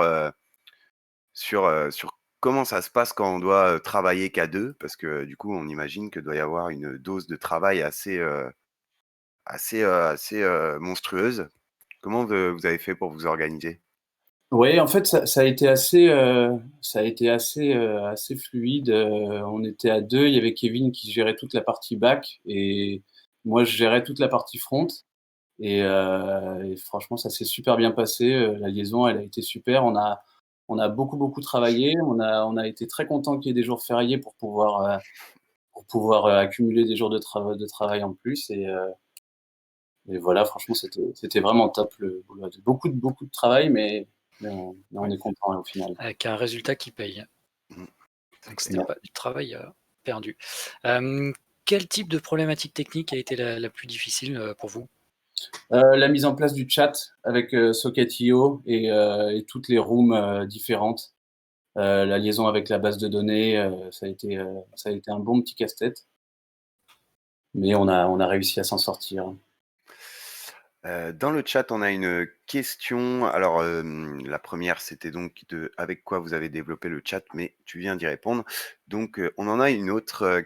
Quelqu'un nous demande s'il y a un système pour retrouver les cours où tu t'es inscrit, une sorte de planning pour éviter de s'inscrire 2 fois sur une même horaire, par exemple. Alors, on peut pas s'inscrire 2 fois sur une même horaire. On reçoit un mail au moment où on s'inscrit sur un cours. Et par contre, oui, pour une future V2, on avait prévu de mettre en place, là où il y a la page profil, de mettre en place un espèce de calendrier où la personne peut accéder à tous les cours auxquels il avait prévu de participer. OK, super. Du coup, avant Ouais. avant qu'on me pose justement cette fameuse question de la V2, moi je voudrais savoir, est-ce que, et je crois que dans le chat c'est arrivé quelque part, est-ce qu'on peut accéder à tout ça, en tout cas à toutes les fonctionnalités du site sur mobile? Alors, ouais, c'est une bonne question. Le site est totalement responsive, donc pour mobile et tablette. Et en fait, cette question, elle a fait débat car à la base, l'idée, c'était de créer des cours pour les élèves durant le confinement ou pendant les vacances scolaires. Donc pour les enfants, enfin, c'était inconcevable de leur donner un téléphone pour travailler. On voulait créer une vraie ambiance de travail, donc on trouvait pas nécessaire de rendre la salle de classe responsive. Mais dans la mesure où le projet s'est étendu à d'autres domaines comme la cuisine, la poterie ou le yoga, on a trouvé nécessaire d'adapter la salle de cours au téléphone et aux tablettes. Et donc, oui, je vais vous faire un petit aperçu. Tout est entièrement responsive. On peut accéder à un cours, que ce soit sur tablette, sur iPhone, avec le chat donc, qui se retrouve en bas et plus sur le côté à droite, et puis le stream ou la caméra du professeur en haut. Et toujours la description en bas. Très bien. Petite question sur le déploiement. Est-ce que c'est une appli qui est en ligne et si oui, avez-vous eu des difficultés pour la mettre en ligne? Ouais, alors c'est une appli qui est en ligne à l'adresse solidarity.website. Ça a été très compliqué pour le mettre en ligne. Et comme on n'était que 2, on a un petit peu manqué de temps pour le sécuriser en HTTPS, ce qui fait que pour le moment, le partage de l'écran du professeur ne marche pas, puisque le WebRTC n'est pas compatible avec le protocole HTTP, mais seulement avec le protocole HTTPS. Donc pareil, toujours pour une V2, on va essayer d'améliorer ça. La base de données, c'est sur un RDS et le site, il est sur un EC2 avec AWS. Très bien, merci. C'est beau, c'est beau. Du coup, il nous reste un peu de temps. Vous pourriez effectivement peut-être nous dire qu'est-ce qui est prévu pour vos V2 en fait. C'est quoi le programme pour la suite de Solidarity? Donc, comme je disais juste avant, faire passer le site en HTTPS, ça va être primordial. On avait aussi pour idée de mettre en place un système de drag and drop dans la salle de classe, histoire que l'utilisateur puisse faire passer le chat où il le souhaite. Et aussi créer notre propre Jitsi, notre propre système de partage d'écran, de partage de webcam et de micro. Et puis aussi un système pour que le prof puisse modérer entièrement son cours. Voilà. OK, ouais, pas mal de choses dans les cartons. Oui, il y a pas mal de choses dans les cartons. Ouais. C'est un gros projet alors. Bien. Est-ce que vous aviez de l'expérience dans le développement avant de commencer cette formation? Alors pour ma part, après je vais laisser parler un petit peu Kevin. Moi j'avais juste fait un petit peu d'HTML, CSS et vraiment les bases de JavaScript, mais sinon absolument rien par rapport à tout ce qu'on a appris grâce à vous. Yes. Et du coup, Kevin, je crois que tu dois être Et démute. oui, et moi j'avais juste fait un peu de HTML et CSS, c'est tout. Eh ben, Très beau félicitations, travail, ouais. messieurs, hein. C'est impressionnant. Merci. Est-ce que je peux prendre la parole 30 secondes? Bien sûr. Ouais.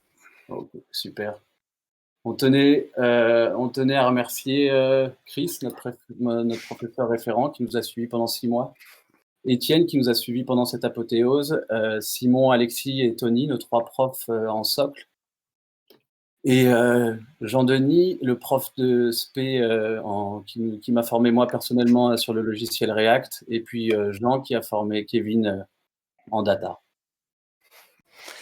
Bah, merci. Ce fut un plaisir que de vous accompagner. Merci à vous. Merci, merci. Et bien, du coup, sur ce, on va attaquer le dernier groupe de cette présentation. Et puisque vous aimeriez bien participer à un cours de la team Solidarity, vous vous demandez, tiens, je vais peut-être m'y connecter. Et là, hélas, votre matériel est en panne. Et donc, il vous faut appeler le SAV et vous rendre dans leur boutique pour leur donner le matériel. Et notre dernier groupe connaît très bien ce sujet puisqu'il s'est occupé d'informatiser le service SAV d'un professionnel du milieu. Vous pourrez donc assister à votre cours et tout faire réparer grâce à eux. Et c'est Jimmy qui est avec nous pour nous en dire plus. Oui, bonjour. Alors du coup, c'est SAV Connect que je vais vous présenter. Donc bienvenue sur SAV Connect. Alors pour ce projet, on est 4. Donc il y a d'abord Jennifer qui est Git Master, Stella en tant que lead dev, Alexandre qui est Scrum Master et moi-même, Jimmy, en tant que Product Owner et lead back. Donc, cette application a été développée à la demande d'un professionnel qui gère un service après-vente. Donc son souhait était d'informatiser, son SAV afin d'améliorer son organisation et aussi d'obtenir une vue globale sur toutes les réparations actuelles et passées. Donc voilà, du coup, je vais laisser la main à Stella qui va vous présenter l'application. Merci. Alors, bonjour à tous. Donc, je vais vous présenter notre application SAV Connect. Donc, tout d'abord, je vais me connecter en tant qu'administrateur. Donc, en tant qu'admin, j'ai déjà un compte créé en amont. Donc, voilà la connexion avec une adresse mail et un mot de passe.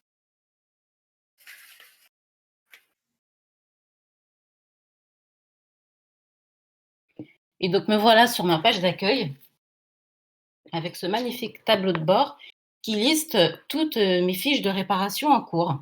Donc, toutes mes fiches de réparation, tous les appareils qui sont dans mon atelier en ce moment seront listés dans ce tableau. Sur la droite, vous pouvez voir un historique. Donc, l'historique, donc chaque action qui sera effectuée par moi, l'administrateur, ou par un utilisateur, chaque action sera listée dans cet historique en temps réel. On va parcourir donc le menu sur la gauche. Donc, le premier onglet SAV. Voilà. Grâce à ce premier onglet, donc, on peut voir la liste des réparations que l'on voit là. On peut créer aussi une fiche de réparation, et ça, on le fera un peu plus tard. Ensuite, le deuxième onglet, client. On peut voir la liste de nos clients. Donc, les clients répertoriés dans notre base de données. Voilà. Et on peut aussi créer une fiche client. Donc, on va le faire. On va créer un client. On va créer un client fictif. Donc,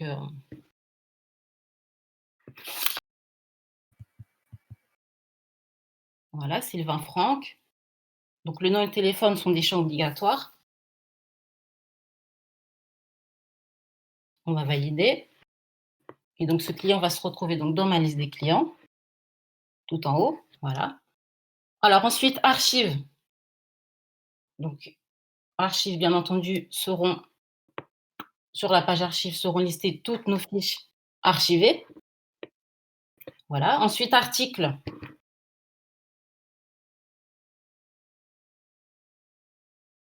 Articles. Donc, nous avons la liste des articles nécessaires à la réparation de nos appareils. On peut créer un article, bien entendu. On a un formulaire pour créer un article.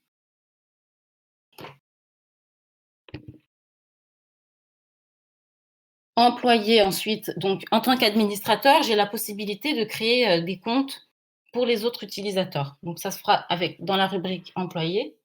J'ai un formulaire pour créer un compte d'employé. Donc là, voici ma liste des employés. Et ensuite, je peux créer un employé. Et par la suite, l'employé pourra modifier son mot de passe, bien entendu, par souci de confidentialité. Et enfin, les 3 dernières options, donc panne, tag et action, ce sont des options nécessaires à la création de ma fiche de réparation. Donc panne, ce sont des pannes prédéfinies. Donc au lieu de taper à la main à chaque fois le même type de panne, je peux prédéfinir une panne. Donc là, voici ma liste de pannes que j'ai déjà prédéfinie auparavant, mais je peux en créer d'autres. J'ai un formulaire pour ça. Voilà. Et tag et action, pareil, ce sont des options qui sont nécessaires donc à la création de ma fiche SAV. Donc voilà, il a créé donc une panne préconfigurée, liste des tags. Donc voici ma liste des tags. Je peux en créer d'autres. Et action, pareil. Donc maintenant, on va se mettre en situation réelle. On va imaginer qu'un client qui a je ne sais pas, une platine vinyle en panne vient me l'apporter dans mon atelier. Donc en premier lieu, ce que je vais faire, je vais créer une fiche de réparation. Donc, pour ce faire, soit je vais cliquer sur la petite icône plus ici, soit je vais dans le menu. Voilà, donc j'arrive ici sur ma première page de formulaire où je dois renseigner les informations du client. Donc, le client, je peux créer un nouveau client s'il n'est pas répertorié dans ma base de données, ou je peux le sélectionner dans la liste, ici. Donc là, nous avons créé un client tout à l'heure. Sylvain, on peut le retrouver ici. Voilà, Franck Sylvain. On le sélectionne ici et on va renseigner le nom de l'appareil à réparer, qui est un champ obligatoire. Donc, platine vinyle.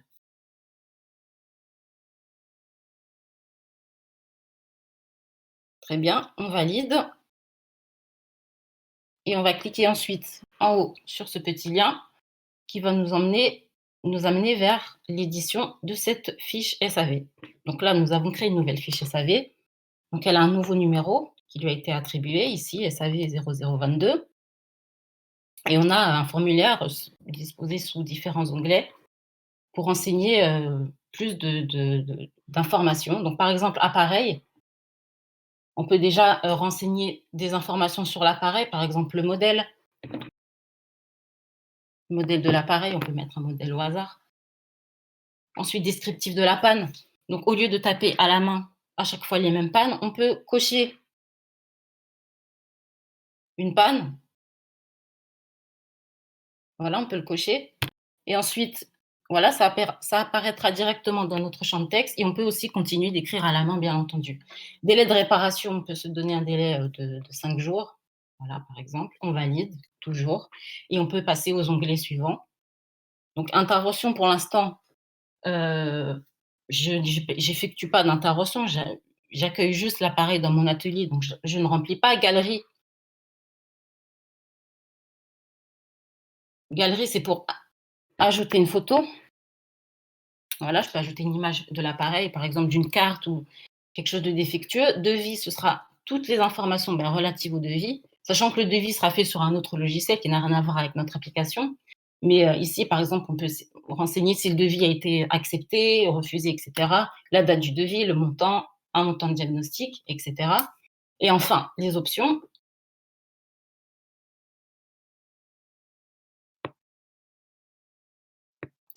Les options, nous avons donc nos tags qui apparaissent là. Et ensuite, l'action. Donc là, nous avons sélectionné le tag en cours. Donc, il est entouré, il est sélectionné. Donc, ma fiche, pour l'instant, elle est en cours. Et enfin, en action, on peut ajouter une action. Donc, j'ai commencé la réparation, disons. Voilà, je valide. Et maintenant, je vais me rediriger vers la page d'accueil et je pourrai voir que ma fiche apparaît tout en haut. Ma nouvelle fiche, SAV 0022, Sylvain Franck, etc. Vous verrez sur la droite, dans l'historique, toutes les actions que je viens de faire, tout a été listé. Donc, j'ai ajouté un tag en cours, j'ai modifié une fiche, j'ai commencé une réparation, etc. Voilà. Maintenant, nous avons aussi une barre de recherche. Donc, bien entendu, je serai amenée à avoir beaucoup de fiches de réparation. Je veux chercher une fiche qui se termine par le numéro, je ne sais pas, le numéro 19 par exemple. Donc, je tape juste 19.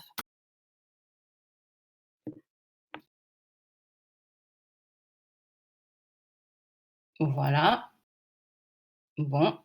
Et bien voilà, je tombe. Donc, voici ma fiche détaillée avec les renseignements sur le client, les renseignements sur l'appareil et ensuite les renseignements sur le devis.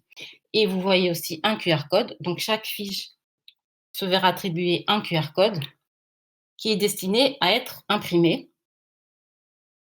On va cliquer sur le logo de l'impression. Voilà. Donc, sera imprimée une étiquette avec le QR code et cette étiquette sera collée sur mon appareil dans mon atelier. Ça me permettra par la suite de m'y retrouver. J'aurai juste qu'à flasher le QR code et ça me redirigera après authentification sur cette carte. Voilà. On peut voir aussi sur la droite l'historique qui est là n'est pas le même que sur le tableau de bord, que sur la page d'accueil, parce que cet historique à droite concerne uniquement la fiche en question. Donc tout ce qui a été effectué sur cette fiche, sur cette TV LED LG NanoCell, tout sera listé dans cet historique-là. Voilà. Enfin, on peut voir que notre application est 100% responsive. Donc on peut la consulter via une tablette ou un téléphone. Donc, on va vous montrer la version téléphone.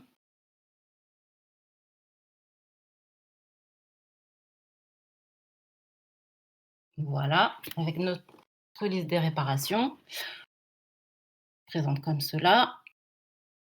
On peut voir notre menu aussi. Voilà. On peut regarder un formulaire.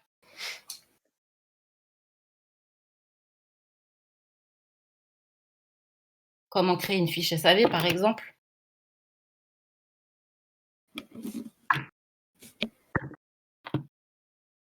D'accord. Très bien. Donc voilà, on peut retourner en version desktop maintenant.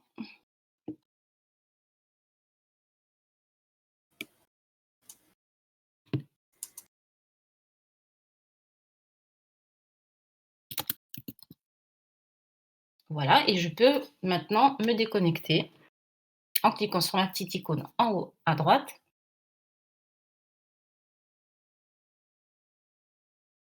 Et voilà, ma présentation est terminée. Très bien.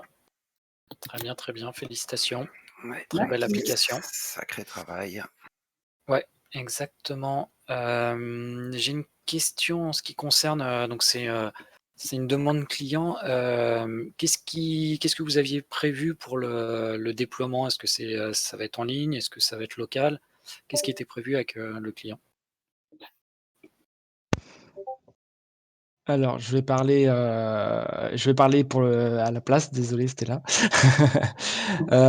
Donc j'ai eu, le client au téléphone, donc personnellement et du coup il y a quand même une V2 qui est prévue et dans la V2, c'est qu'il y a un accès pour ses clients aussi. Donc il faudrait qu'on mette ça en ligne et pour que ses clients puissent accéder à leur appareil, en fait, à distance. Savoir où ça en est. D'accord. Ok, bah ça rejoint une question qu'on avait dans le chat qui nous demandait si vous aviez dans l'idée de mettre ça en ligne, quelque chose qui pourrait prévenir le client lorsque l'avancement de la réparation a changé ou bien que son appareil est prêt à être retiré. Donc voilà, réponse 2 en 1. C'est parfait. D'ailleurs, ça rebondit aussi sur une autre question qui demande comment se sont passés le contact avec le client pour l'avancement du projet. Eh ben, justement pour le client, du coup, on l'a eu alors au début, ça s'est fait principalement par message.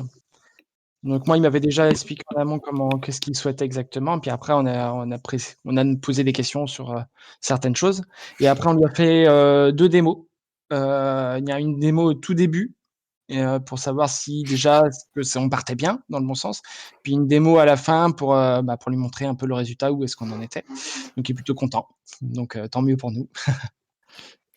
Et alors pour précision, il ne vous a pas, fourni à un moment de cahier des charges, ça s'est, construit au Rien fur et du à tout. mesure? Voilà. Rien du tout. En fait, il avait juste 2-3 choses qu'il souhaitait quand même avoir et après le reste, on avait carte blanche. OK, ça marche. Du coup, je reviens là-dessus, mais donc peut-être à part la possibilité pour le client d'aller vérifier l'état d'avancement de son matériel, vous avez d'autres choses, en vue pour, une prochaine version?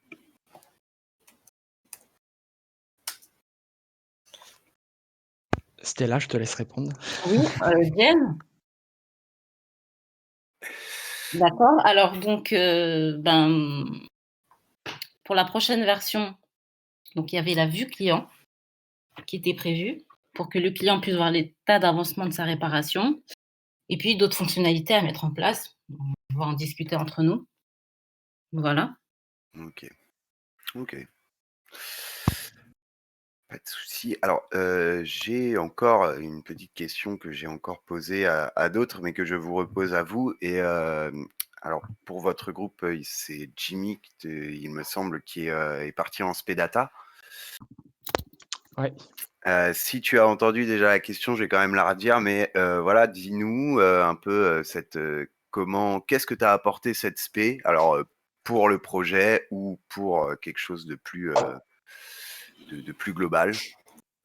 Bah, après, c'est surtout la manipulation de données, hein. Si vous avez un peu peur, pour gérer plein de données différentes, plein de types de données différentes, l'aspect data, elle est top pour ça et c'est vrai que ça rassure beaucoup plus après pour des gros projets après, je pense que je me sentirais beaucoup plus confiant et voilà. Après on a vu pas mal de types de bases de données aussi, c'est aussi une ouverture à ce qui se fait et c'est plutôt intéressant pour ça. Donc franchement, merci Jean, super, super, vraiment super spé.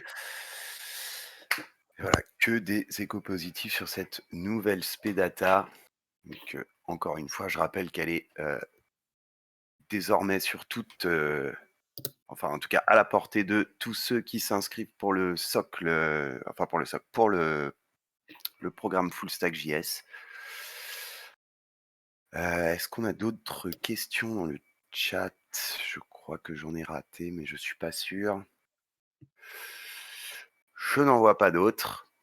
A priori, j'ai envie de dire que c'est fini. Ouais. Merci beaucoup, à ce dernier groupe qu'on n'a pas eu le temps de remercier. Merci pour le travail, Merci SAV Connect. l'implication. C'était vraiment génial. Merci beaucoup. C'est fini, voilà, c'est fini. Vous avez pu assister à la Oh. présentation, ne pleurez pas, à la présentation des projets de la promo Bifrost. Promo Bifrost, qui je le rappelle, était la toute première du nouveau socle FSJS, a bénéficié de la deuxième spécialisation en data. On vous laisse vous diriger vers le site web oclog.io pour plus d'informations sur son contenu. Et on remercie donc tous les étudiants qui ont bossé gravos pendant tout ce mois de projet.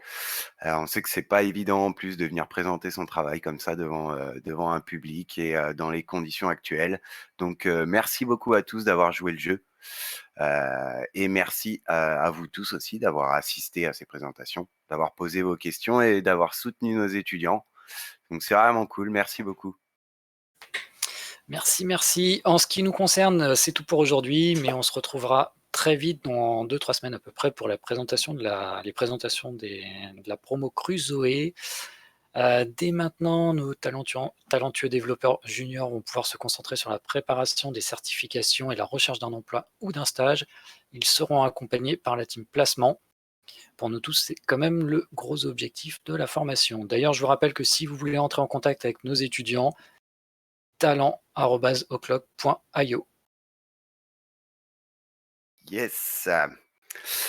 Donc merci et félicitations à encore tous les étudiants pour leur travail. C'est toujours un plaisir pour nous de les accompagner et de les voir présenter de si beaux projets aussi aboutis et en si peu de temps, hein, on le rappelle. Donc vraiment chapeau. Et maintenant, pour ce qui est des groupes passés, on se retrouve dans quelques minutes pour le débrief. Bye bye. Bye bye, salut.